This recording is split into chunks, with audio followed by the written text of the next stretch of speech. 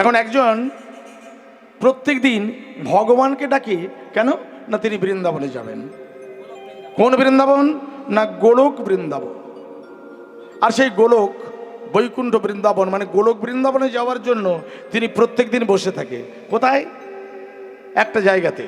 সেই জায়গাটা কি না বিরাট একটা মানে এ তো চাষিবাসী এরিয়া, আপনারা জানেন আপনাদের বাড়িতে এলাকাতে অনেক চাষ হয় না? হ্যাঁ, ও যে জায়গাতে বসতো ওর বড় বড় মূলো চাষ হতো। কি চাষ? মূলা।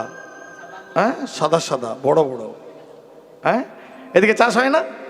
হয়তো হ্যাঁ, রাধে রাধে হয় আমি জানি, কারণ এটাই জানি যে হুগলিতে প্রচুর চাষ হয়। আলু তো আছেই, তার সঙ্গে সঙ্গে মূলা শাকসবজি অনেক চাষ হয় না? হ্যাঁ বাবা। এখন কৃষ্ণ পদে মতি দিয়েছে, কিন্তু ঘরের বউটা ঠিক রাজি নয়। সব বাড়ির বউ তো সময়ের নয়, বউটা রাজি নয়। মানে ও সবসময় ভগবানকে ডাকে এটা ঠিক মেনে নিতে পারে না, তাই না? এখন প্রত্যেক দিন যায়, স্বামীকে বলে দেখো এই তুমি যা করবে করো, কিন্তু আমার মূল বাড়িটা জায়গা চাই।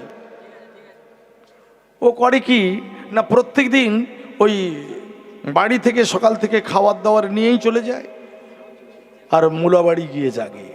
কিন্তু মূলাবাড়িতে কে কি খেলো, গরু খেলো না ছাগলে খেলো ভেড়া খেলো ওর দেখে না।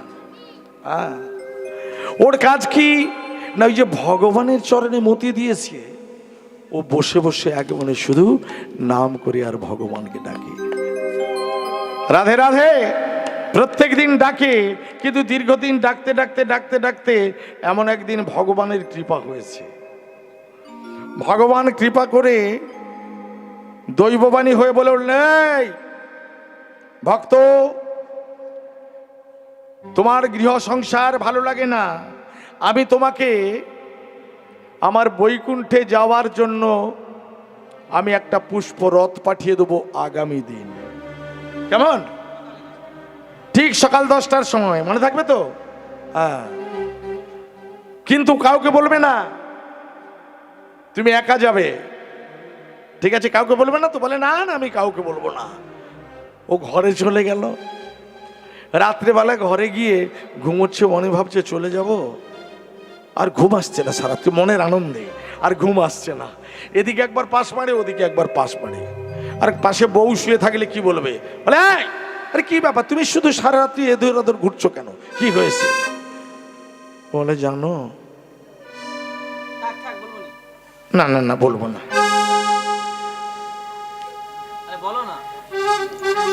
মায়েদের ব্যাপার জানেন তো, একটু যদি কোনো কুরু পায় যত সময় তার নাট ঢিলা করে ছাড়বে না। এদিকে দাদারা ভালো করে জানে, একবার কোনো একটু উস্কে দেবে, তারপর যত সময় না তোমার পেটের ভেতর থেকে বের করবে, নাড়ি ভুড়ি ছিঁড়ে বের করে নেবে। হ্যাঁ, কি তাই না? হ্যাঁ, বলে বলো না। বলে বেশ, তুমি যখন বলবে আমি নিচে শু। বলে না বাবা। বলে শোনো, আমি তোমাকে বলবো, তুমি কাউকে বলবে না তো? বলে না না আমি কাউকে বলবো না। বলে জানো তোমার সঙ্গে আমার দেখা হবে না। বলে কেন? বলে জানো কালকে সকাল 10টার সময় বৈকুণ্ঠ থেকে পুষ্পরথ আসবে, আমাকে নিয়ে যাবে। স্বামীর দুটি পায়ে ধরেছে, বলে আরে বৈকুণ্ঠ কোনোদিন দেখিনি, আমাকে একটু নিয়ে চল না। বলে না না একজন ছাড়া যাওয়া যাবে না। বলে তোমার দুটো পায়ে ধরছি, আমাকে। মনে ভাবলো ঘরের বউ, নিজের বউ, যদি একসঙ্গে গিয়ে ভজন সাধনে বসা যায় তো যাবে। হ্যাঁ, রাধে রাধে। পরদিন ঠিক 10টার সময় পুষ্পরথ আসবে, আর ভোরবেলায় যেই না ঘুমটা ভেঙেছে, ও পাড়ায় বেরিয়ে গেছে।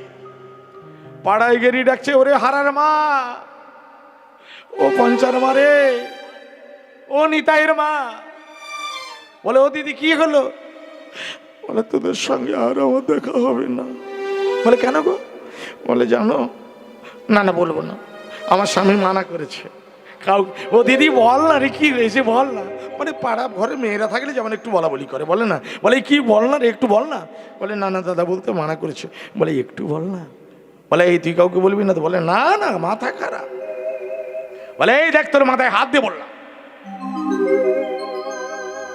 ও 14টা দিব্যি খাবে, আবার খুলে বলবে। মানে কথাটা কি জানেন, মেয়েদের পেটে আদব চাল সেদ্ধ হয় না, ও মানে বেরিয়ে যাবে, হ্যাঁ বেরোবেই, আপনি যত গোপন কথা বলে রাখুন। হ্যাঁ মনে নেই? তার প্রমাণ কি? হ্যাঁ সেই রামায়ণের কথা মনে করো না, মনে নেই? সেই রামায়ণে মৃত্যুবান নিয়ে গিয়ে মন্দোদরীর কাছে রেখেছিল, মন্দোদরী বলেছিল আমি কাউকে বলবো না, কিন্তু মহাবীর হনুমানের কাছে বলে দিল, আর হনুমান চুরি করে নিয়ে চললো। প্রেম সে বলো রাধে রাধে। কি জানি না সেদ্ধ হয়? হবে না, ও মোটেও হজম হবে না। বলে জানো কাউকে বলবো না। দিদি তুই বল না। বলে জানিস আজকে না বেলা 10টার সময় তোর দাদা বৈকুণ্ঠে যাবে, আমাকে নিয়ে যাবে, আমি আর তোর দাদা যাবো। হ্যাঁ তোরা কিন্তু আমার মূল বাড়িটা দেখবি, ও দিদি তুই আমাকে নিয়ে চল। বলে তুই কাউকে বলবি না তো? বলে না না কাউকে বলবো না। ও কি বলবে না, ও গিয়ে আবার অন্যজনকে বলছে হ্যাঁ রে তোরা আমার ঘরটা লক্ষ্য রাখিস। বলে কেন? বলে আমি কালকে না বৈকুণ্ঠ, মানে সকালবেলা বেলা 10টার সময় যাবো। আবার ও বলছে তাকে, বলে এই আমার গরু গাছগুলো লক্ষ্য রাখবি। হ্যাঁ বলে এই আমার এখানে 2 বিঘা আলু চাষ আছে, তুই একটু লক্ষ্য রাখিস। রাধে রাধে। ওই একবারে সকালবেলা 10টার সময় দেখা গেল একটা মাত্র পুষ্পরথ এসেছে, তাতে বসবে মাত্র একজন, উপস্থিত হয়েছে 500 জন। সর্বনাশ! আরে যাবে কি করে এত লোক? হ্যাঁ যে ব্রাহ্মণ যিনি ভক্ত তাকে বলে উঠলো, বাবা এখানে তো রথে একজন ছাড়া বসা যাবে না, এতজন কারা? বলে আমি কাউকে বলিনি, শুধু আমার বউকে বলেছিলাম। রাধে রাধে। বলছে ঠিক আছে, সবাই যখন যাওয়ার ইচ্ছা করছে এদের সবাইকে নিয়ে যাওয়া হবে, কিন্তু পদ্ধতিটা আমি বলবো। কি অনেক সময় বাসে ওঠার জায়গা না থাকলে ঝুলে ঝালে যেতে হয় না? কি গো দেখেন না? কিরে বাবা, বাসের সিট না পেলে তখন কি হয়? ছাদে ঝুলছে, ছাদে উঠছে, আবার কেউ বা ঝোলাঝুলি করে যাচ্ছে, সিঁড়িতে ঝুলছে, করে না? হ্যাঁ বলে ঠিক যাওয়ার পদ্ধতিটা এভাবেই বলে দিলাম। শোনো, রথ যখন উঠবে তারপরে ব্রাহ্মণ পা ঝুলিয়ে বসে থাকবে, তারপরে ধরবে ব্রাহ্মণী। কেমন? আস্তে আস্তে করে রথ উঠবে, পরপর এ তার পায়, ও তার পায়, সে তার পায় করে চলে যাবে। কেমন? তা বসেছে, আস্তে আস্তে করে রথ উঠতে শুরু করেছে, অনেক দূরে চলে গেল। অনেক দূরে যখন চলে গেছে, ঠিক এমনই সময় ব্রাহ্মণীর মনে পড়ছে মূল বাড়ির কথা।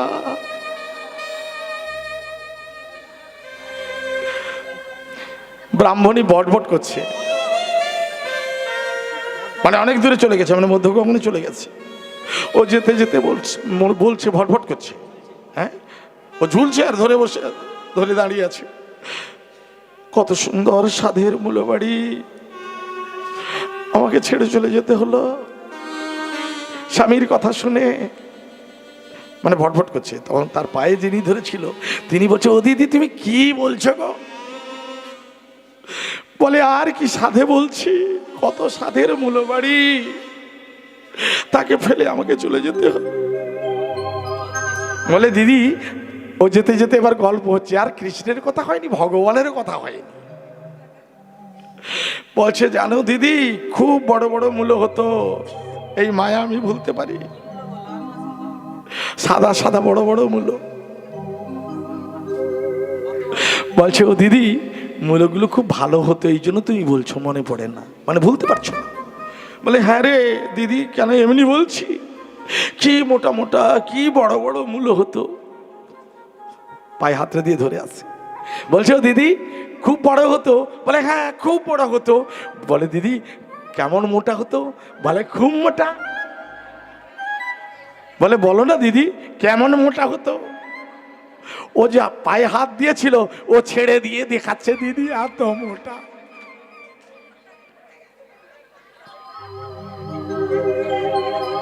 আর যাওয়া হবে? আর যাওয়া হবে কি? কি বাবা আর যাওয়া হবে কি? হবে না। কিন্তু তবুও আমাদের এই মনটাকে শক্ত করতে হবে, কারণ মনটা, হৃদয়টা হলো পঙ্কজ। পঙ্কজ মানে পদ্ম, পদ্মের আরেক নাম হলো পঙ্কজ। পঙ্কজ মানে পাকে থাকে কিন্তু কাদা লাগে না। চলে রে আমার মন আমার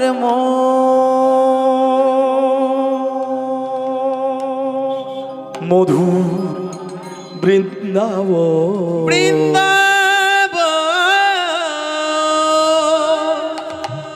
যমুনার ধারে ধারে ধারে ধারে গো যমুনার ধারে ধারে কি আছে গো? কি আছে গো? হ্যাঁ, দেখেছেন? বৃন্দাবনে গেছেন? তমালবন দেখেছেন? সে তমালবনের ধারে কেউ যায়নি, আমি জানি। ও যেই বলুটা দেখেছে বৃন্দাবনে যাই বটেছে, তমাল গাছ যে ধারে যেখানে আছে কেউ যায় না। ওই মঠবন্দি দেখতে দেখতে টোটো ভাড়া করতে করতে সময় কেটে যায়। তবু বলি তমালে ডুবো। সবাই একটু হাতটা কাজে লাগান।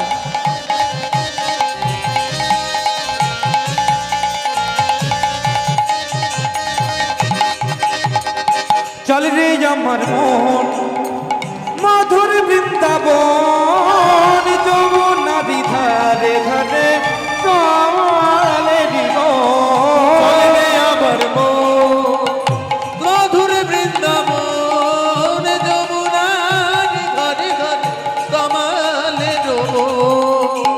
সেথা গেলে সেথা গেলে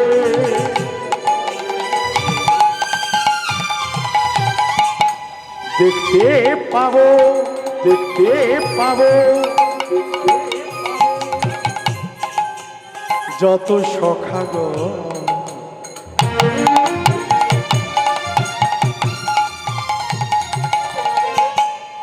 মধুর মধুর বংশী বাজে।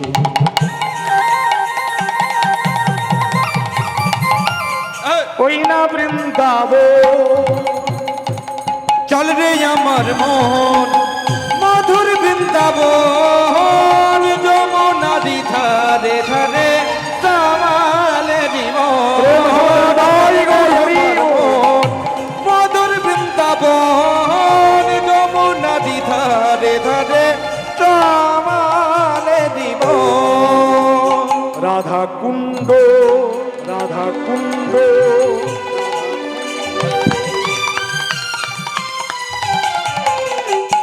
শ্যাম কুণ্ড শ্যাম কুণ্ড গিরি গোবর্ধন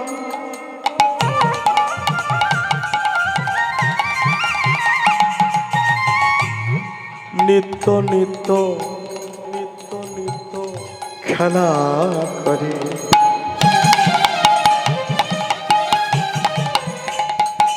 মদন গোপাল। চল রে আমার মোহন মধুর বৃন্দাবন যমুনারি ধারে ধারে তমালে চল রে আমার মধুর বৃন্দাবন যমুনারি ধারে ধারে তমালে চল রে বৃন্দাবন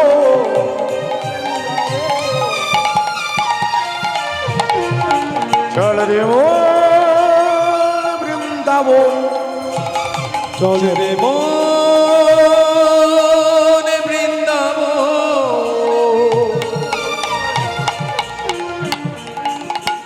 চল রে মন বৃন্দাবন চল মন বৃন্দাবন চল মন বৃন্দাবন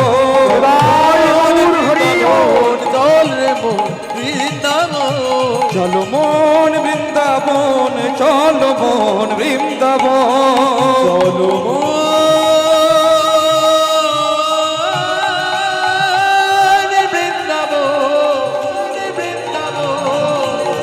চলে রে